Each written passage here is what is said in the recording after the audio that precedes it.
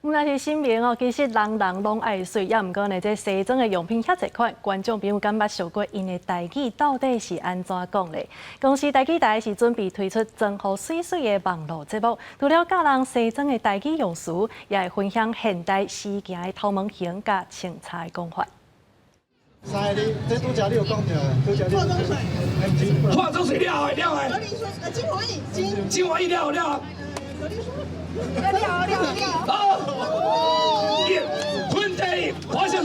民众两个人一组，伫时间内用台语来形容各种美妆品，互对方药。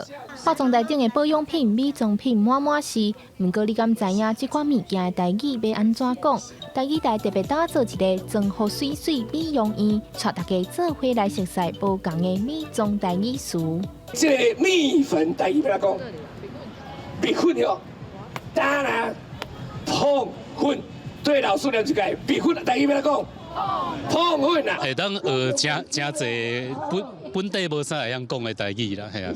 但呀，一寡化妆品也是用的物件要安怎讲？活动过程中，民众哪耍游戏，哪学讲这寡美妆品的台语。民众分享，这是平常时会用到的物件，不过常常要讲煞袂晓。伫活动现场，民众若是拄到毋捌的词，会当透过台语台的台语新词思考查询，也有提供发音予民众参考。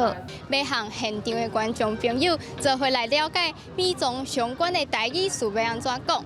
希望观众朋友若是有一寡袂晓讲的台语新词，不管是科技、运动、网络，都会当去台语新词思考查看卖哦。伫台北华山文创园区的这个装好水水美容院营业9礼拜，民众会当小招去体验。也若装好水水是台语台头一个美妆类型的网络节目，要用轻松活泼的方式，带大家了解无同美妆头毛型清茶的台语要安怎讲。希望所有爱水的人斗阵装好水水学台语。记者张家佳林玉凯台北报道。